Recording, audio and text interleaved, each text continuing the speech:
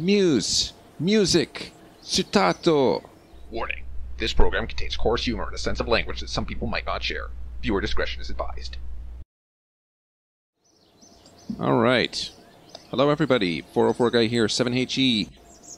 404GUY. Today, once again, working on clearing out these missions here. We've got EELOO as the next one. And EELOO's got some interesting requirements there.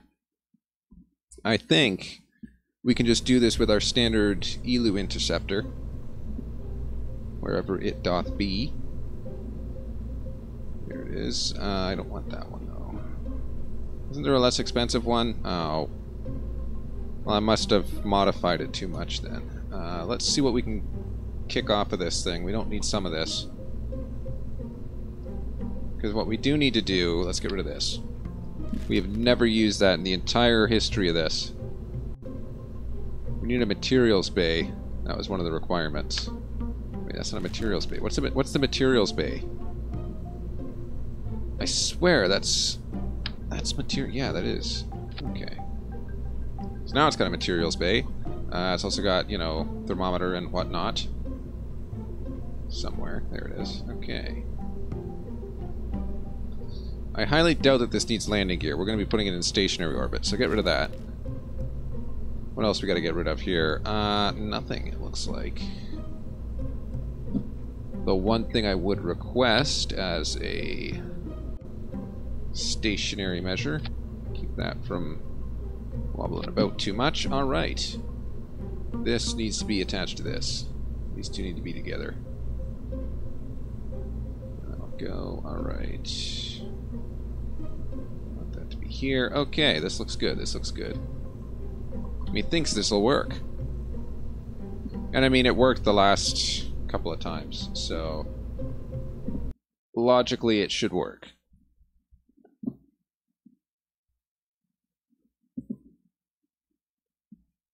Let's see. Get right into this episode. Oh, did it crash? Uh-oh.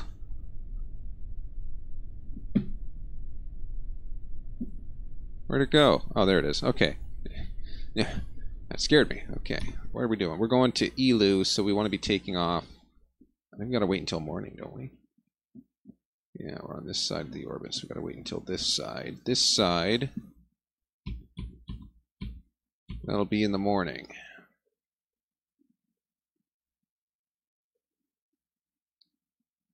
Alright. Looks good to me.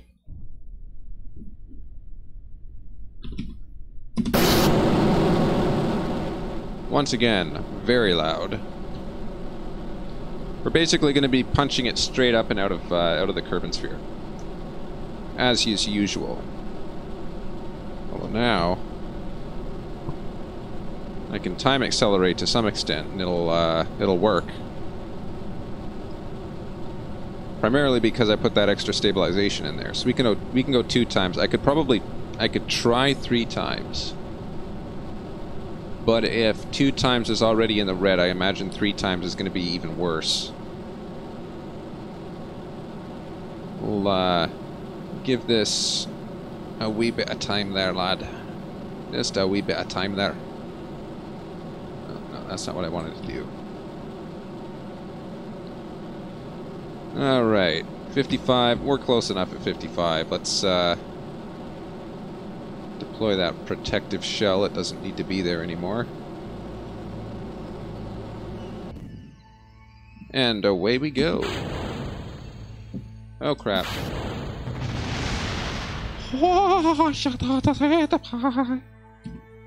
Okay then. Not as expected. Revert to lunch. We can do that much better, methinks. I just need to reorganize my staging so that we basically get a kick the second we let go of those. We need those on the same stage there. Okay.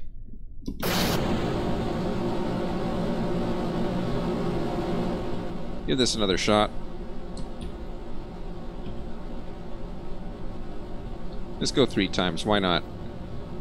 It's not like there's anything that needs to be controlled in this stage of flight. We're literally just pointing up.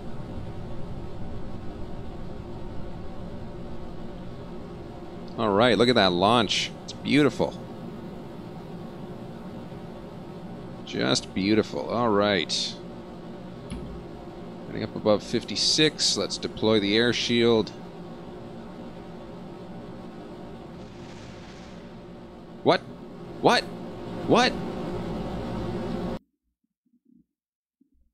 Since when does the debris from the air shield cause damage?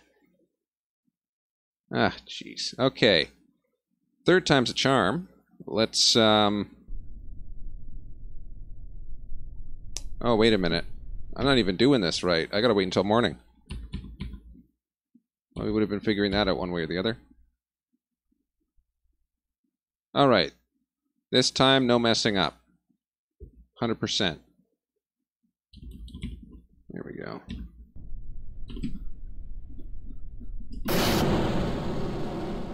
Alright.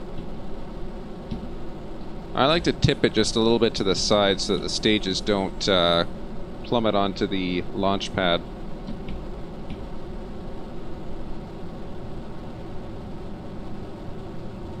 I'm tempted to go at 4 times speed.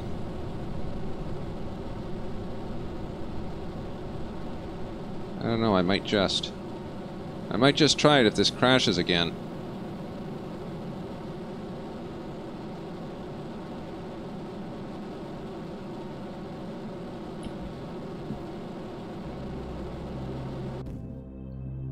Right?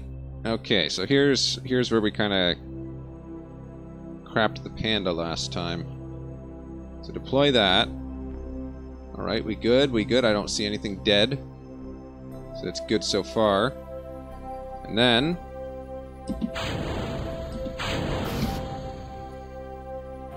Right, that's what I'm talking about right there. See that? Nice. 100%. Now we just need our escape trajectory, which should be relatively easy to accomplish. Oh, look at that, we're gonna hit the moon. Yeah, the moon is close enough that we're gonna hit it there. We will be encountering the moon on our way out. I wonder if that'll help us. I feel like it's gonna be a hindrance. Something about it, it just feels like it's going to try and pull us back in as opposed to pushing us out towards EELOO. We'll see. We'll see. This is the easy way to get to the moon, by the way, is just punch it when the moon's at about a little bit off the axis there. So you'll see right here, I've done this a million times. This is where we hit the moon. And, oh, there it is. Told you. Since when have I ever been wrong about that? Alright. Here we go. Lovely. Absolutely lovely. So, that gives us orbit out there. There's EELOO. That's what we're going for. That is going to be a very, very, very, very, very long time. That's a year. Here we go. Wait! Don't you dare. Ooh. That would have been bad. Get those solar panels out there, I tell ya. I will not have this mission running out of electricity. Alright, alright, alright. 18 days, we can do that. Then we gotta figure out how we're gonna get the way the hell out there. Oh, a sentinel is doing mapping missions for us. That's nice. That's nice. Why is this so slow? That sentinel mission will be complete by the end of this mission. As well, this one will be complete by the end of this mission. This time it's just a satellite. We're gonna be, this one, placing it in a stationary orbit of EELOO. Ah, crap. Well, thanks for making me look at the mission statement. As I've just realized, we forgot to include an accelerometer.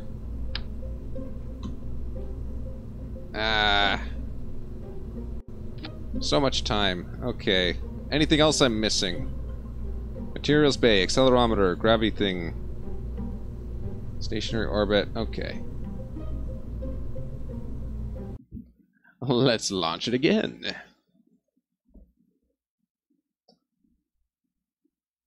I guess this time it's going to be 4th time as a charm. I've launched it 3 times already. And the game has almost crashed 3 times already, so that's also pretty cool. Now, wait until morning. Maybe this time I can figure out how to use the moon to my advantage. Alright, here we go. RIP headphone users. There it goes. Alright.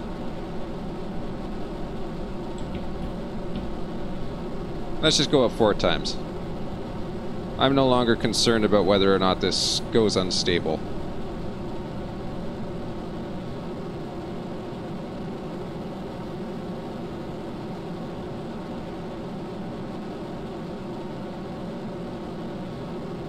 Alright, there we go. That launch sequence was very fast. Vertical launches can't use the moon to their advantage. I guess that makes sense. Let's, 3, 2, 1, boom! There we go. Alright, let's get rid of this. Once again, solar panels.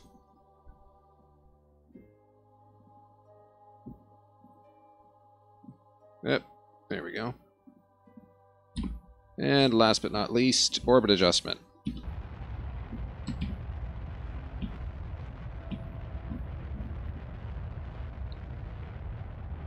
mean, I suppose if I was going up at an angle, then I might be able to use the moon.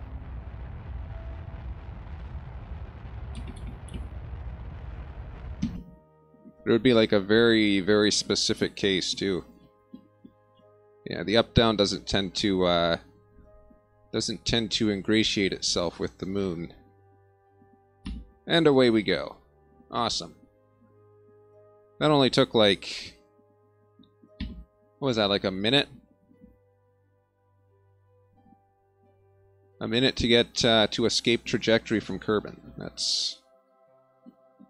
That's pretty good.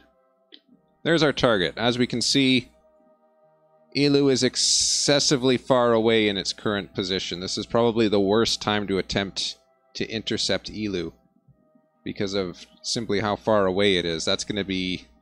by the time we get to it, it's probably going to be like way up here. So that's going to be interesting, at least. Where are we here? Okay, so there's where we are in the orbit. We want to be... I think we want to kick somewhere around here, don't we? I should probably adjust my angle of inclination first. How's this going to help us? It doesn't tell us. Alright. So yeah, we got to adjust our ascending node to make it 0 degrees because it's just too far off.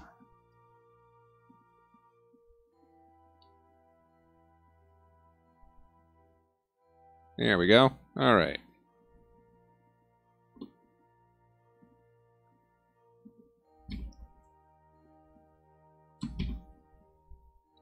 Hey, the alt dot works for attitude adjustments too.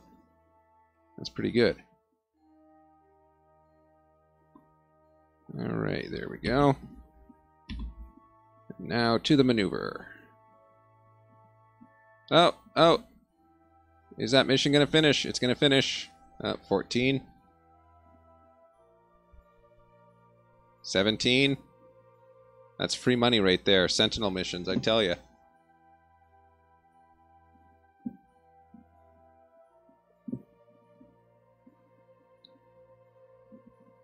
All right.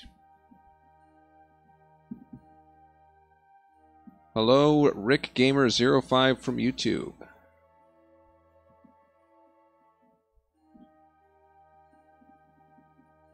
All right. So EELOO is forever and a day away, but we're going to make it there anyway.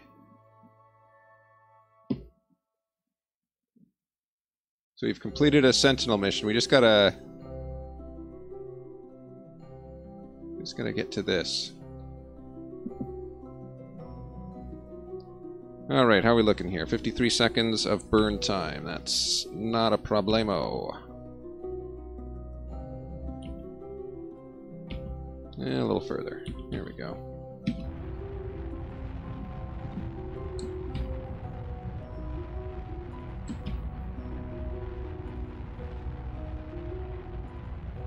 All right.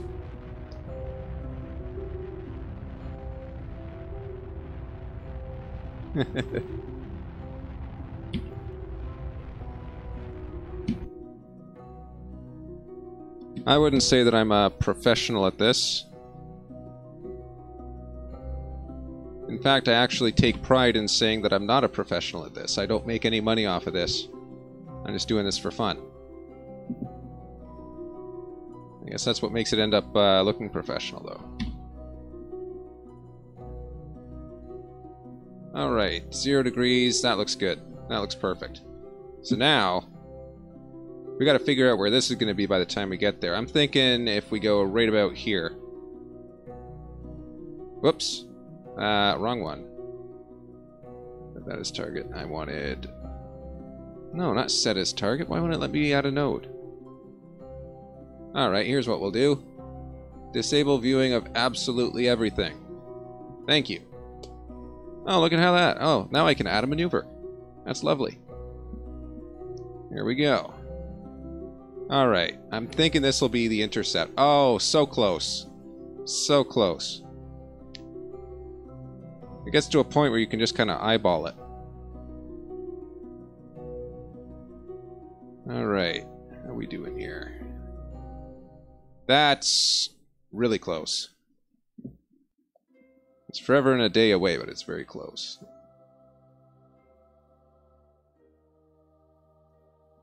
There we go. We have a EELOO encounter.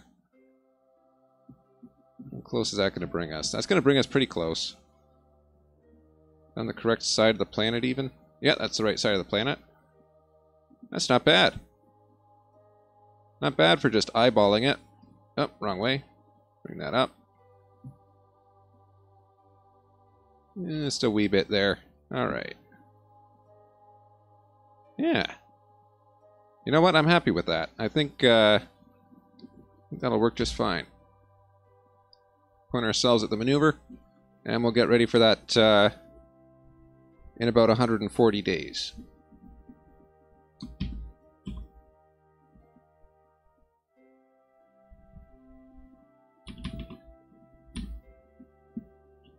Oop. There we go. All right. There we go. So yeah, we're not quite at the worst possible location to intercept EELOO, but we're very close to it. Like, logically, I think most people would just wait for EELOO to wrap around and then intercept it when it's closer than Joule. And realistically, that'd be the smart way to do it. But I think this particular mission has a time limit that would end up being a little bit too long to wait for EELOO's return. This is estimating 11 minutes of burn time. I have my personal doubts, but we'll see.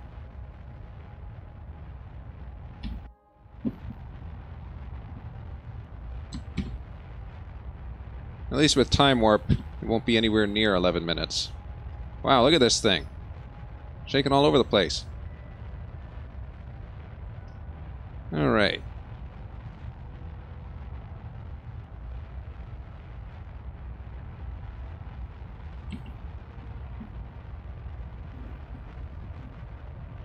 So next, we gotta break this off, and then we're good to go with the atomic engine. There we go. And we're good. Estimating 10 minutes, I figure we'll get there in no time. Now, we can see here that we didn't actually center the node. Usually what people will do is they'll center the node half of the burn time before, half of the burn time after. But in this case, it doesn't really matter since we're so far away, we can correct for it. I'm going to... Nope, that's spaghetti. Look at this. If I turn on all of these, it just looks like spaghetti and meatballs. Look at that. Oh, and you turn on these as well. Look at that. Spaghetti and meatballs. Oh, there we go. Perfect. Unfortunately, I don't really want to be looking at spaghetti and meatballs.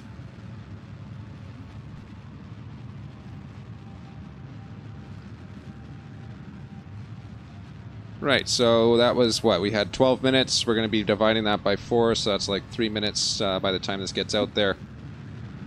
We do a quick focus view on EELOO. This is the orbit that we're hoping to achieve. Though again, we didn't center that node, so it's very likely that we're not going to get anything close to that. But we're far enough away, adjustments are easily possible. I guess that's kind of why I like just punching it into orbit, but instead of getting into orbit of Kerbal and then going from there. Because it's simple motions. Simple motions. You barely gotta just set it and forget it, and then you come back a few minutes later, it's good.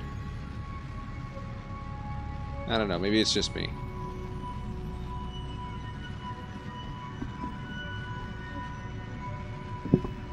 Single stage rocket to everywhere. Well, as a matter of fact, the spacecraft that I'm flying right now has actually made it to Moho and has made it to EELOO, so pretty much everywhere in between. It should be theoretically possible to use this design to get there. It's a $500,000 Kerbal spacecraft, mind you, but it's, you know, it's got excessive amounts of fuel. It'll pretty much go anywhere you need it to. If you have refueling on top of that, that's even better. Oh. Alright, how's this? How close are we? Yeah, I'll go back over the design at the end of the episode.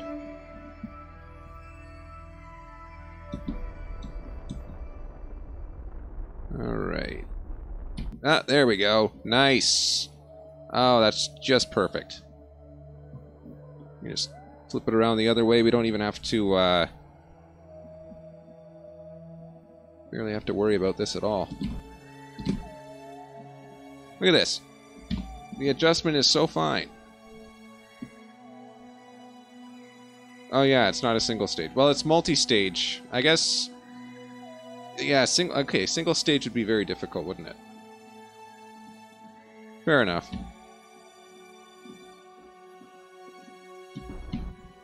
As for efficiency, that's a low blow, man. Efficiency is not my forte. But I measure efficiency in terms of specific impulse.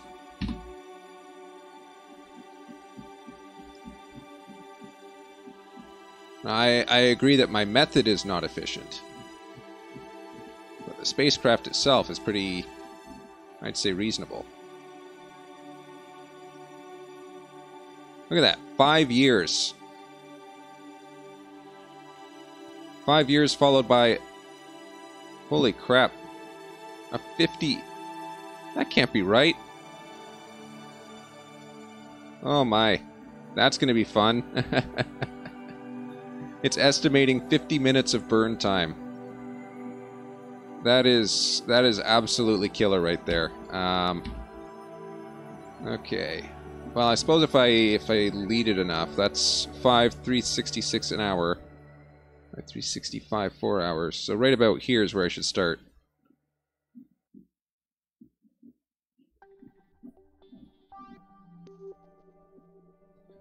Oh yeah, that's true. That might change how long it takes to burn. It'll take 56 minutes if we leave the engine at 16.5%. Put it up to 100%, then that'll probably be much better.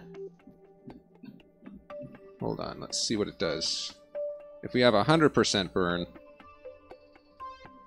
instead of 56 minutes, we're looking at... Oh, 10 minutes. Very good, very good. Alright.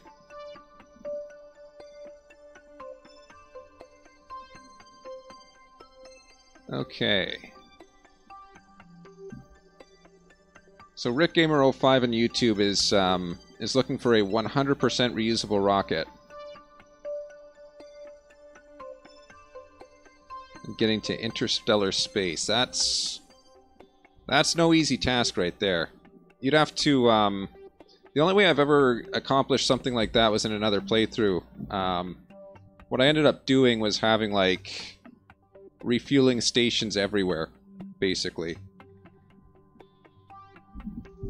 Just basically what I would do is I would hop from Kerbal to basically Duna and refuel on Duna's moon. What is it? I think it's... What is it? Ike? Then once I refuel completely on Ike, I take off from there, I go to Dress. And then refuel there. You're basically playing the game of gravity when you go to Dress. And then you go to Jewel. Jewel has as many moons as you can imagine. And then I guess EELOO would be the next one. How heavy is EELOO? What's that gravity? EELOO's gravity is only 0.172, so if you can land on Ike, you can land on EELOO. So yeah, if you have the resource converter and everything, you have a refueling space plane that can reach Minimus. You should basically be able to go everywhere. Yeah, that's... Ion engines. Ion engines are slow in my opinion, but they are also extremely efficient. Though refueling ion engines is a little bit more difficult as well. So if you wanted to, say, for example, land it on a moon to refuel it, the ion engines would be kind of a difficult thing to use because they get like 2 kilonewtons of thrust. So depending on the mass of your spacecraft, it's going to be very difficult to actually land on a planet like even EELOO at 1.7 Gs. If you have more than a couple of tons, then it's kind of impossible. Or it gets close to being impossible. Personally, my go-to engine is this, is the Nerve atomic rocket. Because it has a good specific impulse, and yet it's also got a really good thrust. So you just basically fill it up with liquid fuel. And then depending on how you're, where you're planning to take the space plane as well, if it has an atmosphere, then you could attach like a regular air-breathing engine. And that can also yield some benefit. Yeah, we're going to have to do an AMA in the chat if we're going to wait for this. Look at that. It's going to be another 4 years. 4 years waiting on this. Any questions at all, I'm happy to field those right now. Look at this thing. It can't decide whether it wants to go direct to Kerbal or not.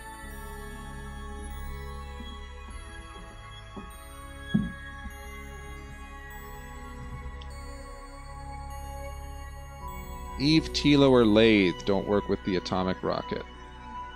Oh yeah, the atomic rocket kind of fails inside the atmosphere, but even so, it's not too bad. I suppose the weight of the fuel kind of makes it a little worse too. Though certainly any atmosphere or any planet with an atmosphere, the ion engine is going to be one of the worst performers. Yeah, I guess you'd have to have kind of a mix of engines then, wouldn't you? You'd need to have...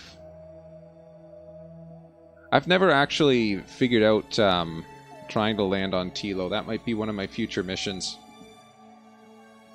I guess the other go-to engine for me is the Rhino engine, because the Rhino engine is 350, I think it is, for the specific impulse. So it provides extremely good thrust and reasonable efficiency. I guess that would be another option.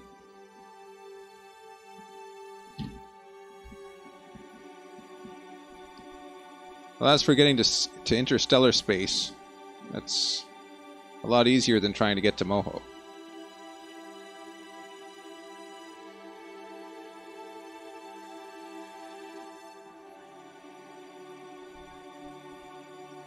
Huh. There are more engines in DLC. This is vanilla Kerbal Space Program that I'm playing right now.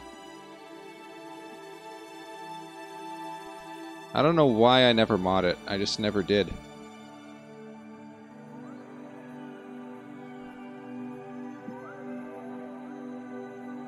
Alright.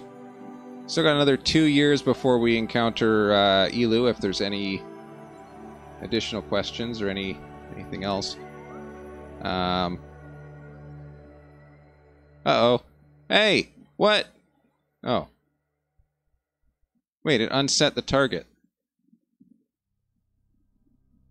I guess after a while it just forgets the target that it's looking for.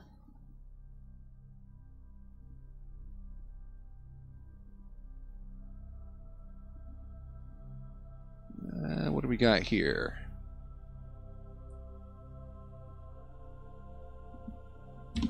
Alright.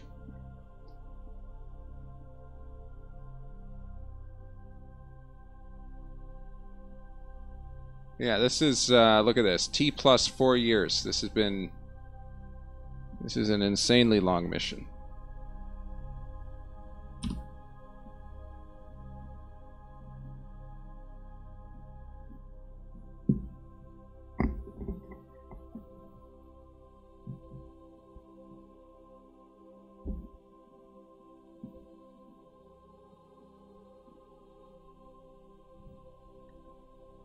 Liquid fuel with 2 types of engines for escaping the planet, and then ion. Yeah. I mean, the ion engines are the most efficient. They're just very low thrust, but if you don't mind waiting a long time for it to bring it up to speed, then ion engines are pretty good. Having an air-breathing engine when you're in atmosphere is really useful, because then you're just burning liquid fuel, you're not burning oxidizer at the same time.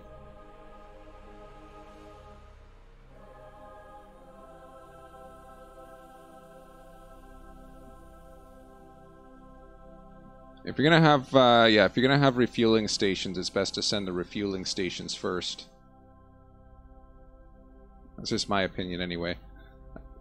It is possible just to send up the rocket, and then get it as far as it goes until it runs out of fuel, and then just leave it drifting there, and then send up an interceptor to kind of capture it and refuel it. Or I think another thing that people will do as well is they'll have just the mining stuff on board the rocket, and then they'll intercept asteroids as they travel through the solar system. As long as you can track where are they? These guys, these little question marks. You just pick one, you latch onto it, and it's a little bit more difficult, but I suppose it works just as well.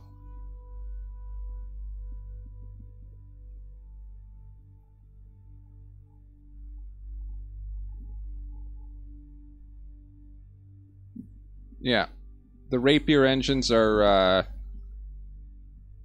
pretty cool. So the Rapier engines, those will do air breathing, and they'll do air plus or they'll do liquid fuel plus oxidizer, and then yeah, they get you a pretty good amount of thrust there too. All right, we're getting close here. Ask me what these little lines are going out into space.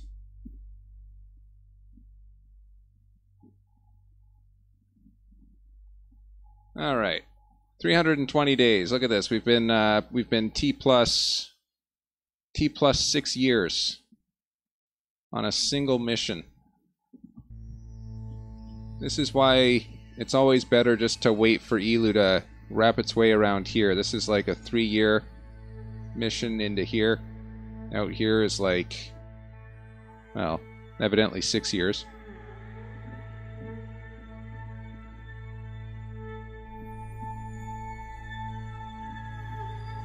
$190 days. This, wow.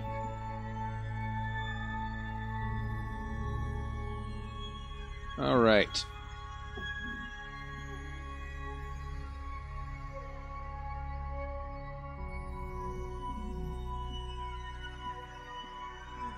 All right, we're in the home stretch. We're in the home stretch.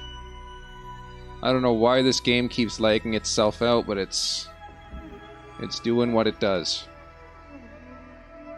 I may just have too much debris orbiting around the sun. That would actually make perfect sense. Because every time I launch a spacecraft, I just leave the debris there. I should probably clean some of that up. I imagine that's probably what's helping to lag the game out, since I have 35 pieces of debris somewhere. Alright, how are we looking here? How are we looking? Alright, this is looking good. This is looking good.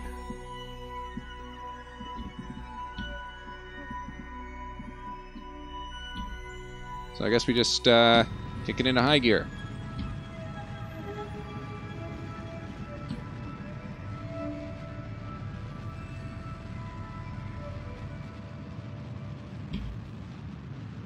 How do you make the signal bounce? I mean, how do we get clear communications to Kerbal from here? I'm not sure I understand the question fully.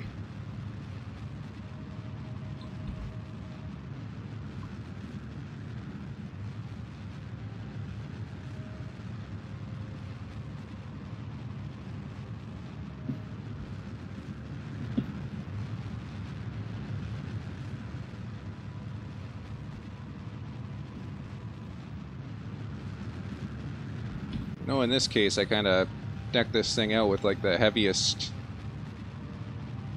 relay antennas.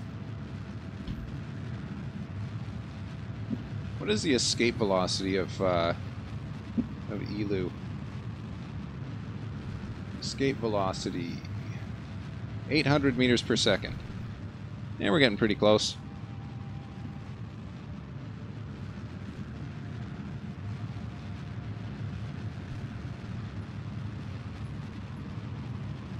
So this is an almost 7-year mission to get to EELOO. I can't imagine how long it would have been if we decided to intercept EELOO at the highest point in its orbit. This is a relatively low point compared to where it would have been up here. This would have been probably like 8, maybe 9 years. Oops.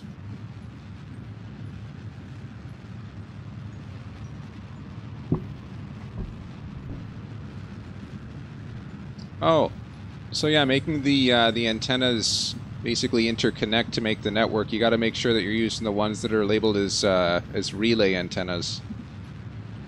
So I know in the old Kerbal space program, it just had antennas, and that was that. But in this one, the updated version here, you have antennas that are labeled as relay and antennas that are labeled as direct.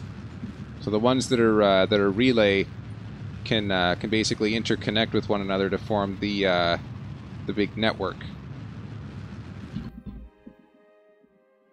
I was very confused by it the first time I saw it, and then I started using it. I'm like, wow, this actually works pretty well. All right, let's bring that node way down there. Whoops.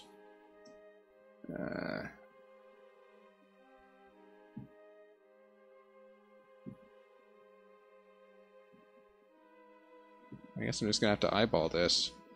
That looks pretty close, doesn't it? Nope, wrong way. There. Yeah, that's close enough.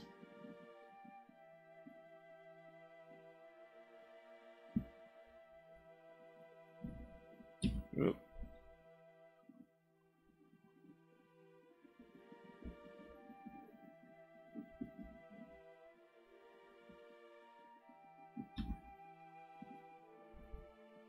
Yeah, these ones, it's labeled as a relay antenna as opposed to direct. All right, this looks pretty good. That should be fine.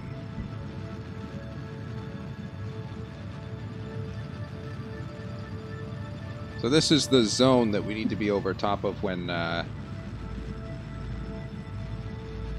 we get this into its orbital position.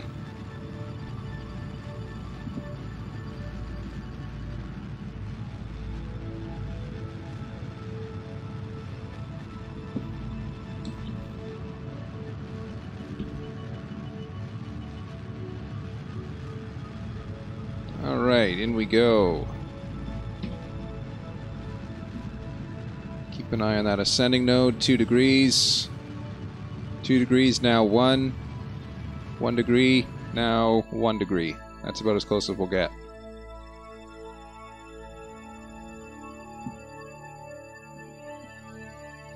So we need to get over that point. I think 1 degree is within tolerance, isn't it? I mean, they don't specify a tolerance.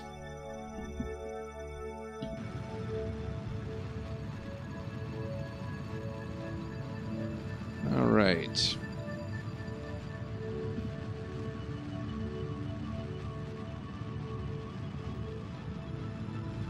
One of the things I really love about this game is how easily it portrays orbital mechanics.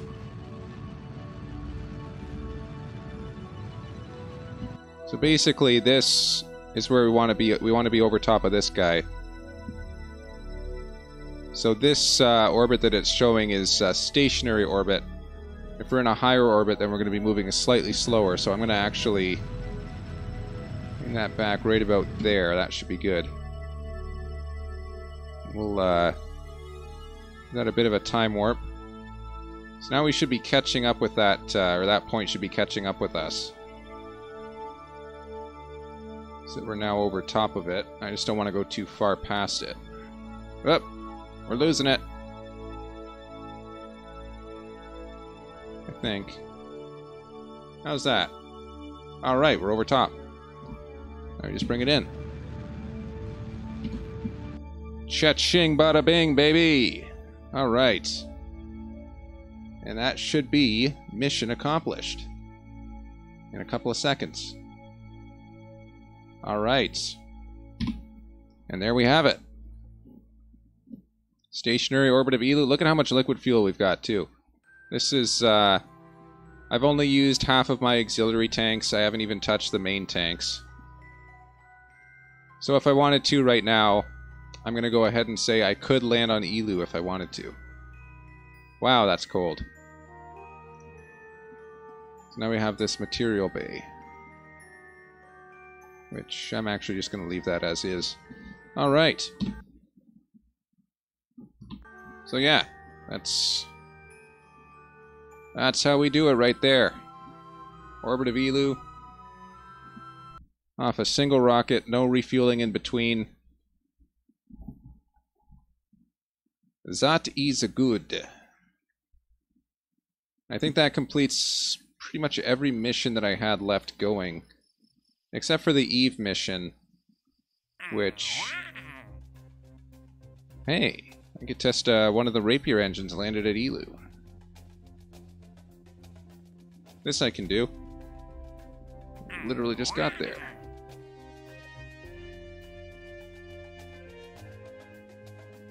What does this want? Gravity metric. Yeah, this I can do easily. That'll pay off the, Wow, look at this. I really kind of like the management simulator vibe that you get from Kerbal Space Program, too. Because it's like, you gotta make sure you don't run out of money, too. Although, if you do, they kind of have a safety net, but it's... Wow, look at that. I call that the spider's web. Holy smokes. Alright, let's see this guy. They wanted science data from space around EELOO. Probe, no. Ships, rovers. Where's this guy? Labeled as something else? Uh-oh. Let's just enable absolutely... Oh, relays, that's it. So this is for some reason labeled as a relay. Gotcha. Now we'll send that that materials bay data. If it loads, assuming it doesn't crash again. There we go. Now this will be worth something.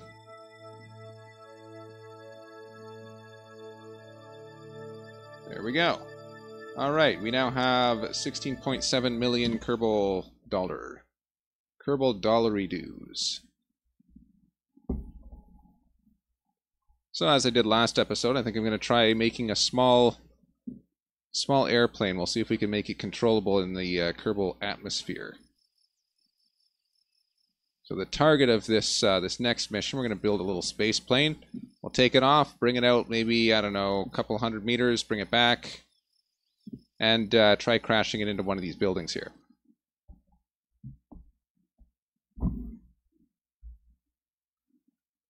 Let's see what we can do.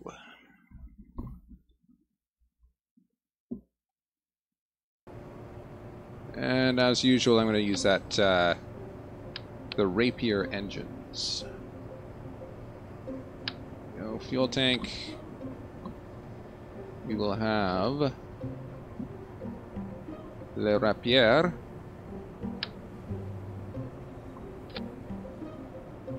As well as Les Air. If I have the air scoops. There they are. Alright. We'll get some wings on this and we'll crash it into a building. Why not? Right, so this is just going to be like a uni-wing type of thing. Yeah. Big delta wings, they can store fuel. That's a good place to store fuel. Let's see how we can do this. We'll have we'll basically be using those as flaperons, as it were. We need a very controllable tail.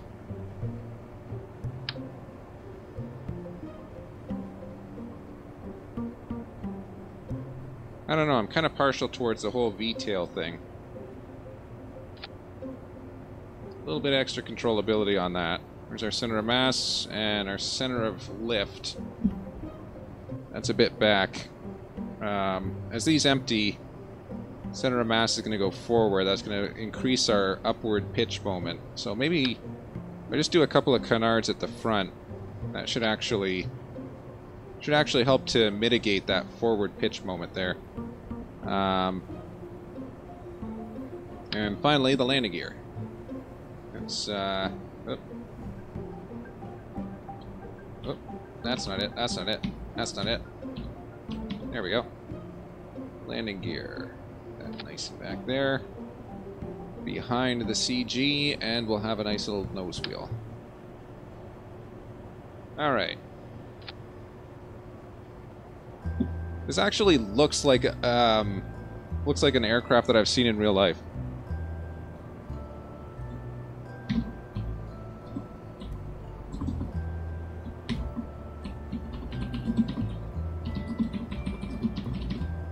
There.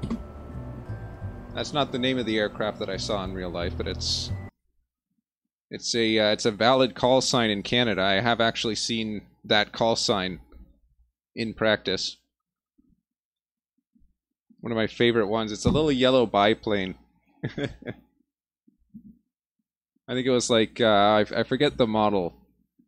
I looked it up once. I think they called it an Antov AN2 or something. I wonder if you could do a biplane. I guess you could do a biplane in Kerbal Space, but it wouldn't be very useful necessarily. Alright, let's see what we're looking at with this guy. Automatic switching. That ought to be good. Let's see if we can take out a couple of buildings.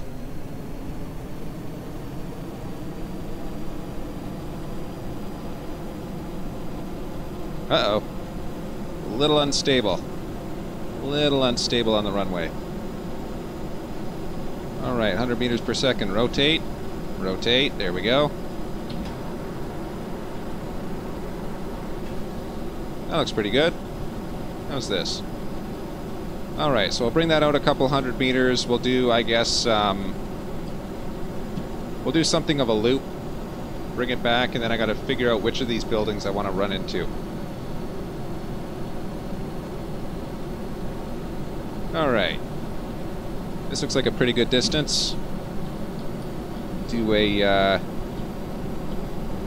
you know what? That forward pitching moment seems to be a real help in this instance. It seems to be at least adding some stability to this to this design. Up, we're up, we're up. Come on, bring that nose over. Alright. Alright, let's pick a building to blow up. I think the main vehicle assembly building is probably going to be the best bet there. Throttle back the engines, make it silent as a falcon. Ladies and gentlemen, this is your captain speaking. We are about to crash into Kerbal Space Center. Please buckle your seatbelts. Over. Uh-oh. That's the alarm saying that my bread is ready to eat. Or that I should take it out of the oven, one of the two. Uh-oh. Don't hit the ground! No! That would have worked. The heck? That would have worked. 100%. That's actually, that was probably one of the better designs I've ever made. You know, if I'd controlled it just a little bit better. I don't know how well it controls at low speeds, but that actually worked reasonably well. I guess the only other thing I want to test with this is if it can get into orbit.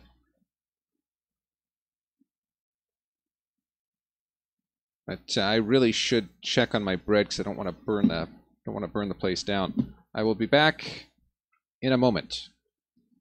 I mean, like, I don't know, 20 seconds.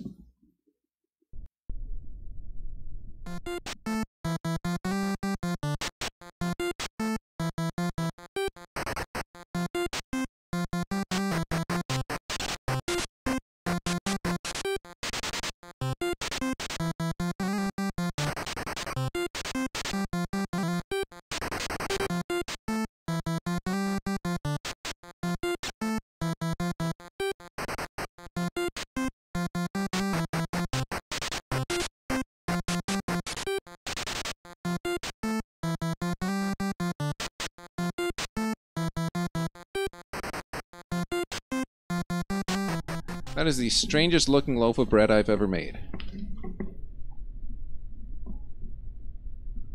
Okay.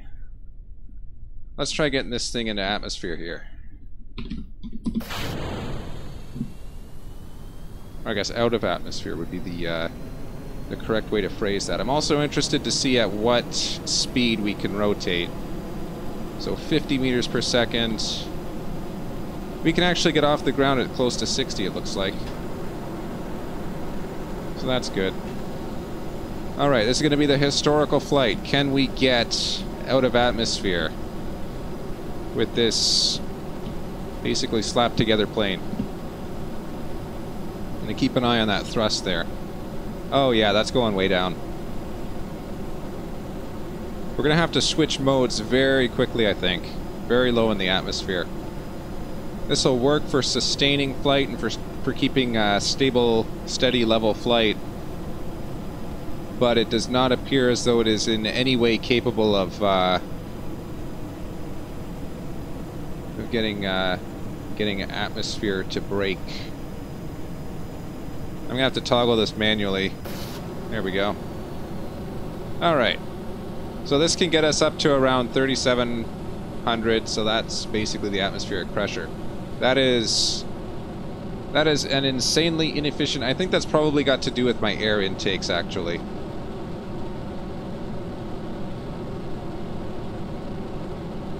I guess if the air intakes were a little bit better, they'd...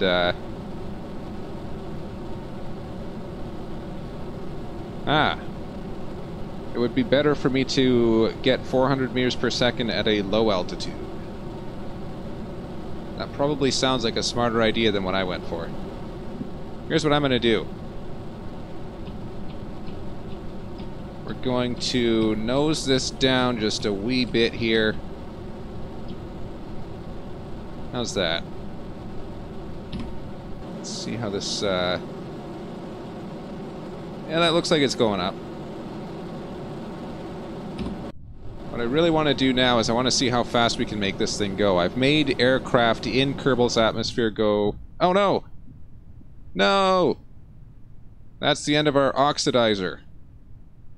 Alright, let's reopen these. Let's have to,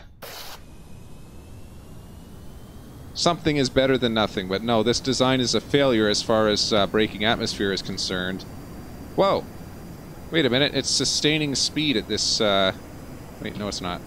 Hold on. Let's just see how fast we can make this thing go.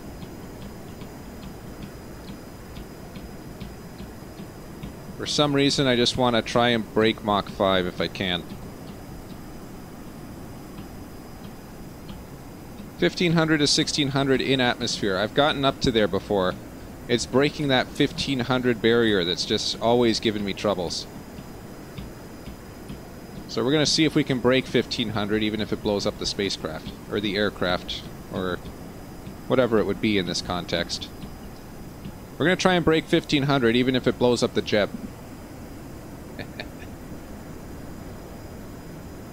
Alright, let's just go straight. Well, not straight. I guess straight wouldn't be the most efficient, would it? This is probably an efficient angle of approach. There we go. Alright, we got 18,000 meters to go.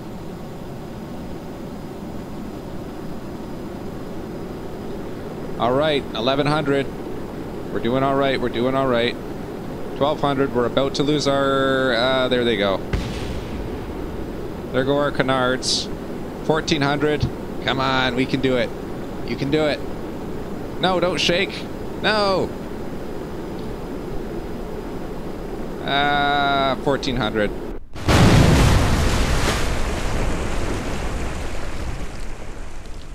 I mean, that was pretty close.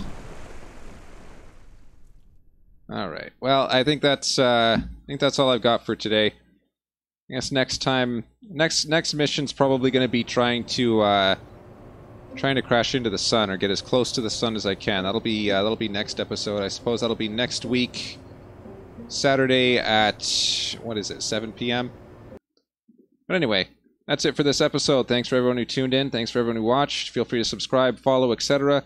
But you don't have to, because as I said previously, I don't get paid for this. But have a great day anyway, and I'll see y'all next time.